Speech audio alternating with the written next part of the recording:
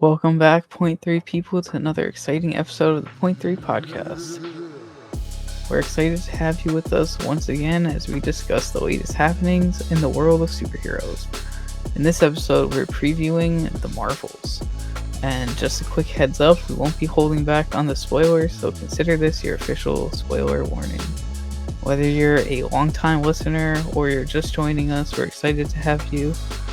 Get ready for a preview like no other as we don our capes of critique and take flight into the heart of the Marvels. This is your friendly neighborhood podcast, and we're about to web sling our way into the world of superheroes and villains once more. Well, listen, your favorite trio of hosts, we're here. We're going to be talking the Marvels. So a quick rundown for those of you that aren't familiar, for whatever reason, whether you are anti-MCU, just kidding, or you just haven't been staying up to date with the Marvels. What do we know so far? Who's going to be a part of this movie? We know that we're going to have Brie Larson returning as Carol Danvers, Iman Vellani as Miss Marvel, Kamala Khan. Kamala's family is going to be in this, brother, mother, father. Monica Rambeau. She is jumping to the big screen after making her debut on Disney Plus in WandaVision. And then, of course, we have Samuel L. Jackson reprising his role as Nick Fury. And then here's a big one, a little Loki connection here with Tom Hiddleston. Zawe Ashton is playing a villain in the movie, Dar-Benn. She is going to be playing a Kree that has a grudge against Carol Danvers. What's the movie going to be about? A quick recap of what do we know so far about the storyline.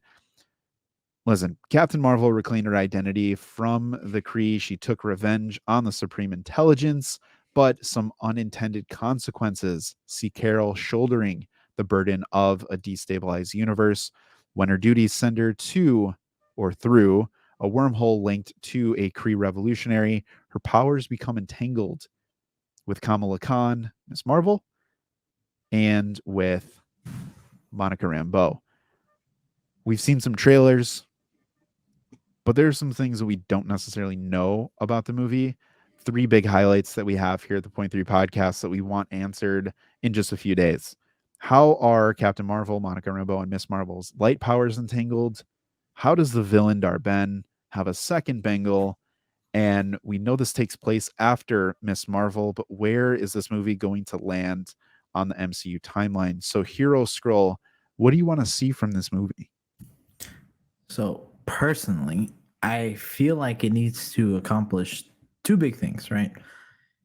It needs to really be a showcase of the 3 of them, Kamala, Brie Larson's Captain Marvel, and Photon. It needs to showcase them in power set and personality.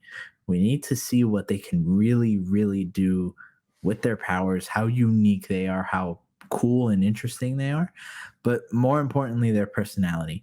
I think Iman Vellani's Miss Marvel is leaps and bounds in both of these already, in both power set and personality, especially the personality department. We know her personality, and it's a really good personality. It makes her an interesting character. But for Monica Rambeau and Captain Marvel, unfortunately, the time that they've been given hasn't really been able to captivate the audience. So I think that's the big thing. Make us care about Captain Marvel. Stop telling us that we need to care. And I think the same goes for Photon. I don't think they've been forcing her down our throats, but I just want us to really like her, both of them, you know? And then the next big thing that I personally think would be nice is continuing to advance the cosmic side of the MCU. I know we're in the middle of this multiversal saga, and I do think we need to see that too.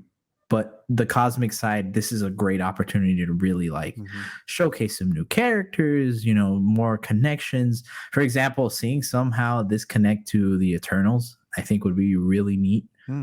Like if at the end of it, she somehow runs into the Eternals that are on the light ship with Star Fox, I think his name is. That'd be really cool. So those are the 2 big things that I want. Spider Brando, what you got? I agree with the with the what was it, the space. You're seeing like the Eternals I think that would be awesome. It would be Eternals just came out like what, a year ago? No, not a year ago. Year 2. 2 years ago on this day or around this time frame. And it still feels so out of place. We still haven't gotten a mention of the little celestial just sticking out of the ocean. So it would be cool to see them again.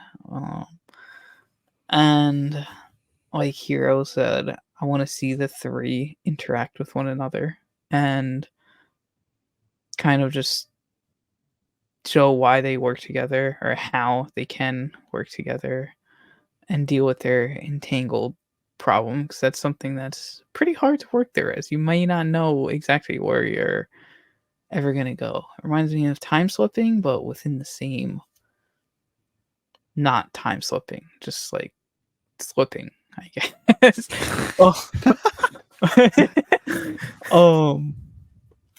But I'd also like to see some form of incursion, as we've gotten a lot of rumors and TV spots with potentially mentioning incursions and developing the multiverse saga, especially after the weekend after the finale of Loki comes out. This movie drops. How much more could Disney fans, Marvel fans be eaten if we go to see something big happen in Loki season 2 finale, and then something big happen in the Marvels that same weekend?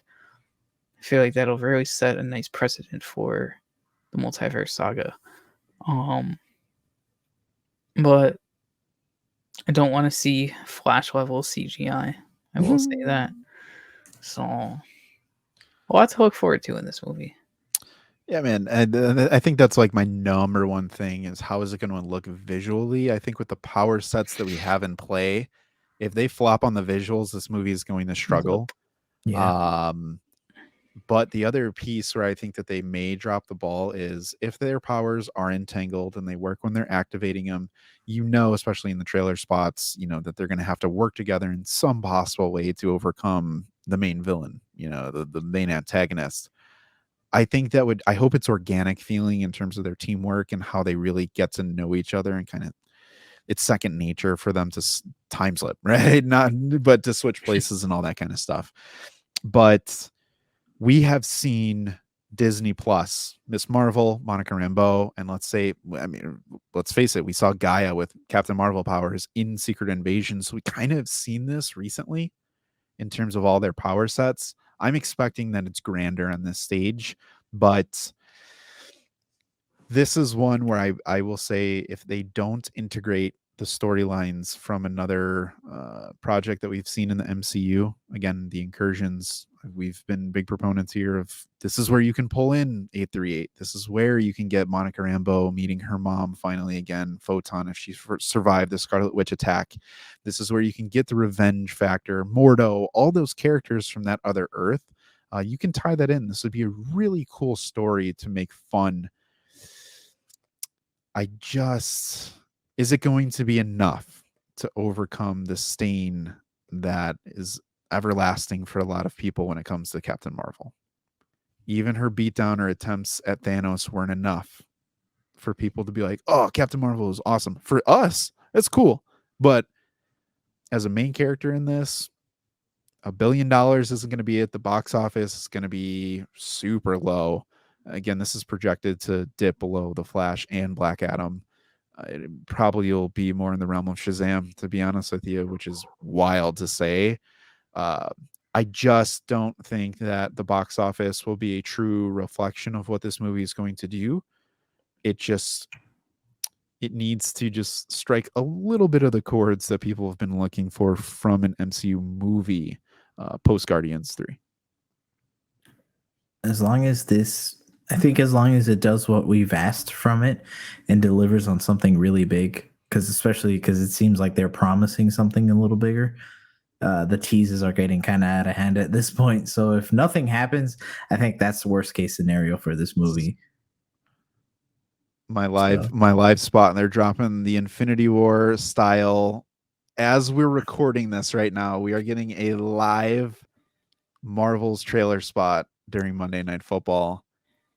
Oof. Yeah, Damn. check YouTube Yeah. Shorts for this one because we're gonna have a quick instant reaction to see what we got because it is definitely different footage. I will tell you that. It is definitely different. So stay tuned to the Point 3 podcast. But listen, everyone, we appreciate each and every one of you for listening. Thank you for tuning into this episode of the Point 3 podcast. Do not forget to join us Wednesday, 9:05. Live stream Wednesdays for the Point 3 podcast, where we're discussing the latest news, reviews, and insider scoops. Also, catch the full episode of our podcast anywhere where you listen. If you are watching the Marvels this week, let us know your thoughts over at the Point 3 podcast on Instagram or TikTok so we can feature your comments in our next review episode.